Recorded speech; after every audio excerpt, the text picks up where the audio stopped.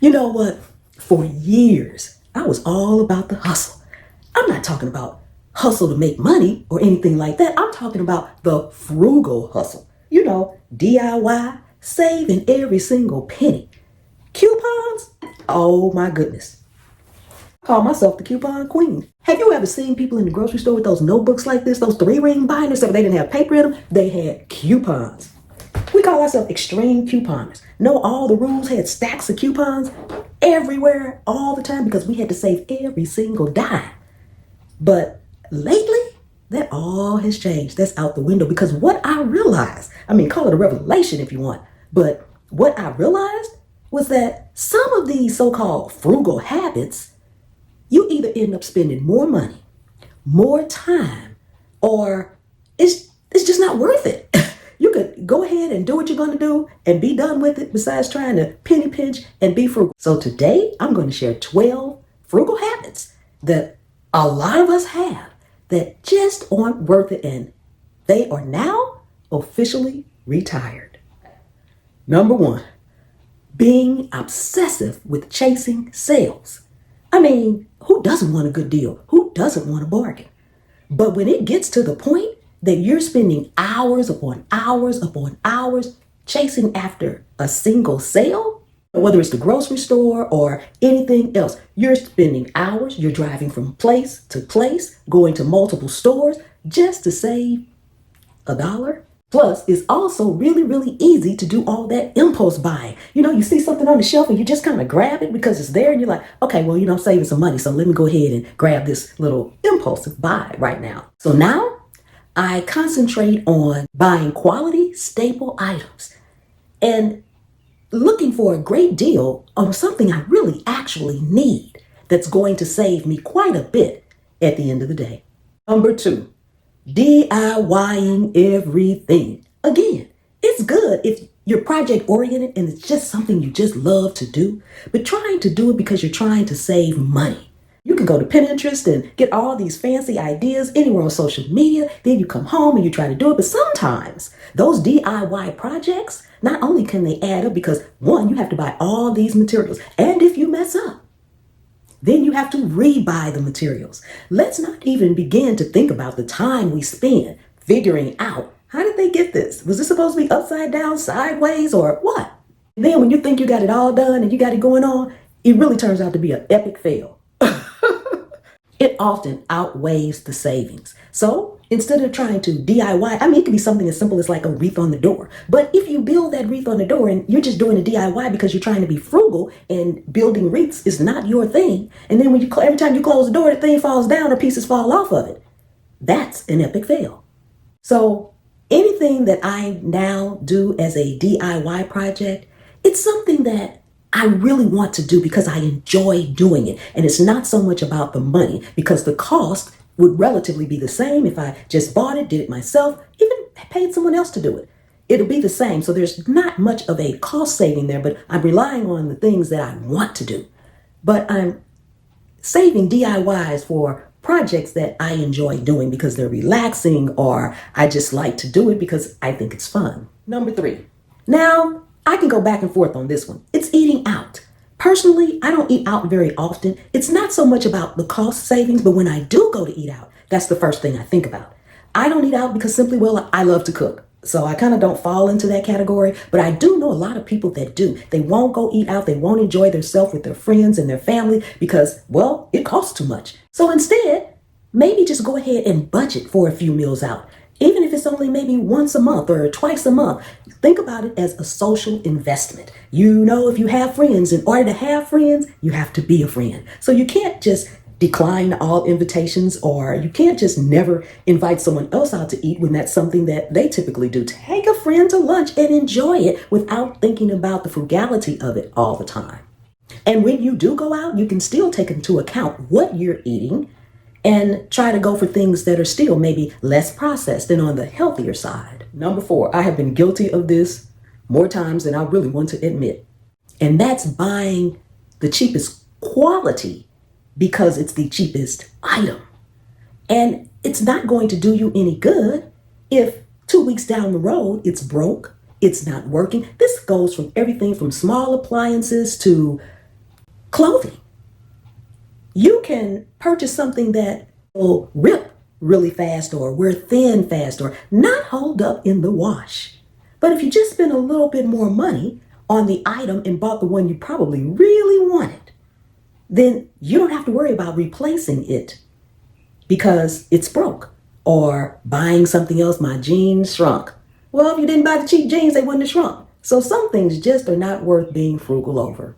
And that old saying, you get what you pay for, it really does ring true sometimes. Okay, guilty.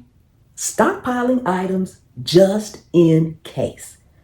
Now, I know we all want to be prepared, and it's one thing to be prepared, but I don't think that there will come a time that I need 500 rolls of paper towels. You know, it's one thing to build your pantry. It's one thing to have a survival closet where you do have extra and an abundance of certain things, but I don't think I need 500 cans of tuna.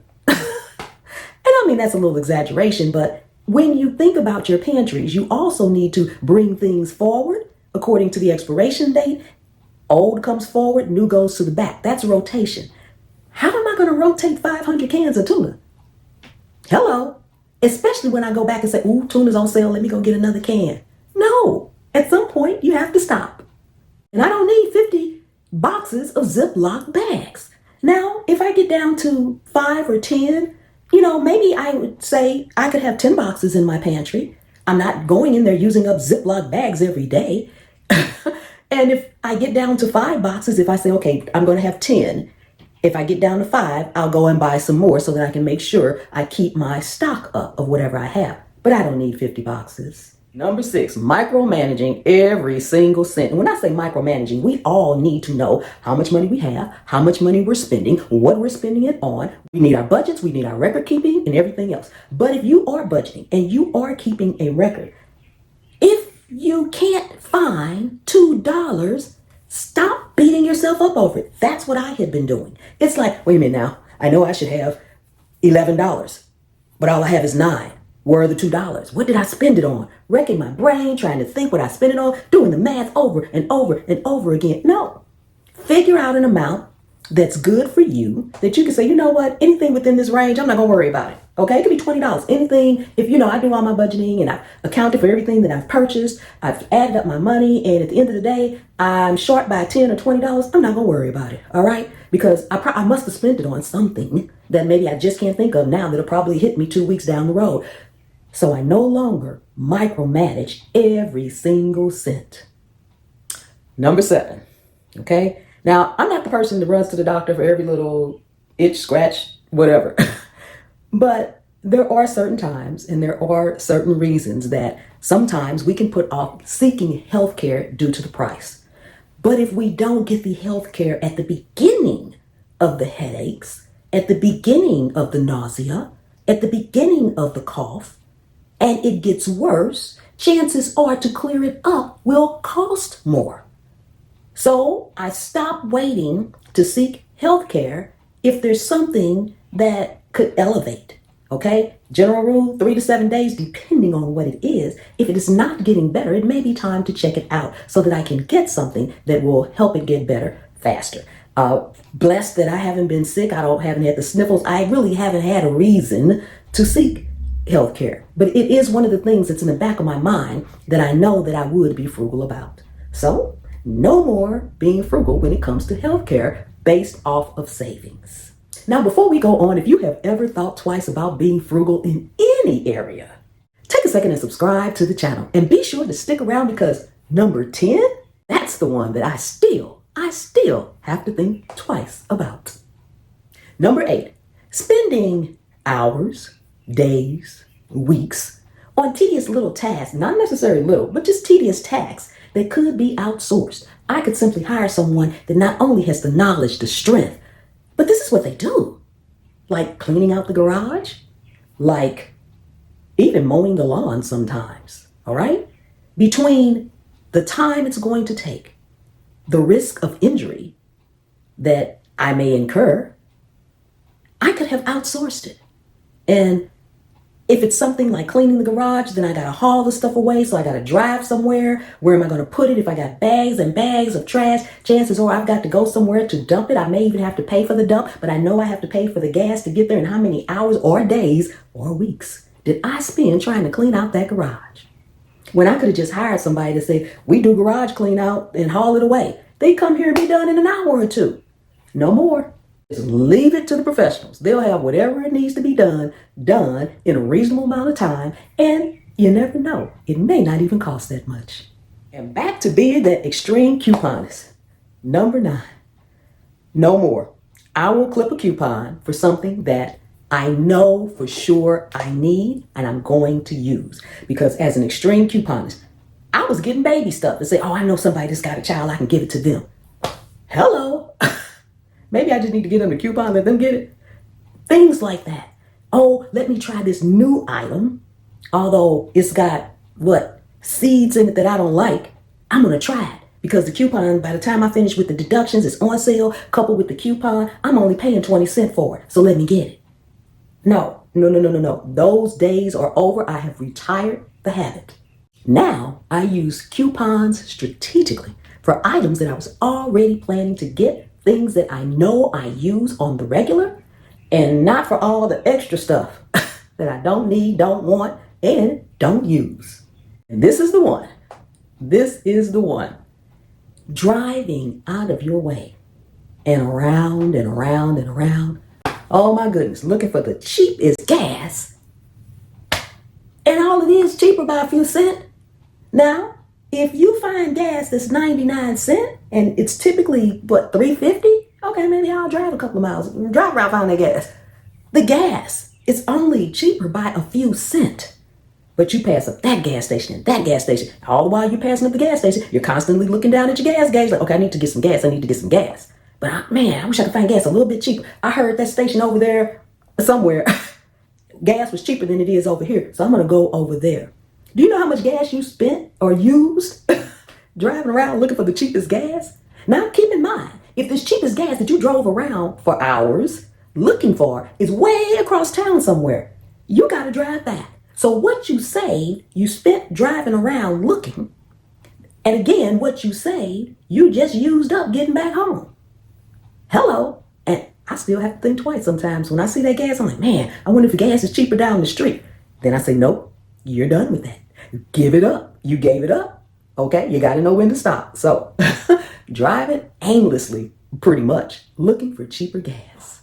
Anytime you're getting ready to clean something and you had this product and it was a pretty expensive product, maybe it was a cleaning solution. You paid $6 or $7 for this cleaning solution in this bottle. And then you take it and dilute it because you're like, you know what, I paid too much to be using this up. So you pour water in it to dilute it. Not only are you killing whatever it's supposed to be for, unless it is a concentrated item and it says to dilute it. But if it doesn't say dilute it and it's not a concentrated item, you're wasting money. Because whatever you're going to clean with, or whatever it's supposed to be used for, probably won't clean or it won't work for whatever it's supposed to work for, and you'll end up using more. When if you had just used it straight or the way the instructions said to use it, you'd be fine, wouldn't use that much, and you put the rest away till next time. So now I use products as intended, and I focus on buying the right product for whatever it is I'm trying to do. If it's something specific, I need to get some paint off of this specific item made out of this particular material, then I go and I look for the cleaner that will do what I need it to do so that I can use less, put the rest away in case I need it again. None of this diluting stuff trying to make it last a whole long time. Not me, not anymore. Okay, now this one is kind of a spin off of number 8, but it's avoiding professional help for complex things. Like I could easily go out there and try to build a wooden flower box, an extra one for my garden. Or I could just call somebody else in that, you know what, I need a flower box built over here. Could you build me a 8x8 flower box, maybe 2 feet deep or something? They'll probably do it in about an hour, all right? They'll charge me for the materials and their time. But if I had to do it, I would probably spend my whole Saturday, my whole weekend trying to do it. Probably got it wrong. Could have hit the nail, I could have hit my thumb with the hammer. You never know. Got bit up by all kind of mosquitoes and bugs. Here come a snake. stuff could have been going on. But if I just sourced it out to the right people, knowing when to call the professionals. A lot of people, my tree fell in my backyard. A lot of people said, well, just cut those branches up and you could use it. But little did they know that had we cut off the part that fell, the other part was leaning to the house. And when we called the professionals in to take a look, the first thing they said was, we need a crane. Because if we start cutting the branches off, the weight of the part that had fell down, which it was tempting to go out there and, you could use wood for a lot of stuff. Have you a nice little wood pile. It's also sellable. Very tempting. But that was the first thing they said. So had we gone out there and tried to do it ourselves, that would have been a disaster. So know when to call in the professionals and do not hesitate to call them in. So there you have it. Those are my 12 frugal habits that I have had that I am no longer being a part of, okay? It's really all about finding balance and time for your well-being. That's the biggest thing, when it comes to being frugal. Being frugal can have you more stressed than if you just didn't get into the frugality of it on a deeper level. It's okay to be frugal. It's okay to save. It's okay to, not go off and do unnecessary things. But you have to know when to be frugal and when not to be. If any of you all have any frugal habits that you really know you need to get rid of, let me know down in the comments. Watch the video that's on the screen. Subscribe to the channel. Let's get to 500,000 subscribers. I'm Pam, and this is my POV.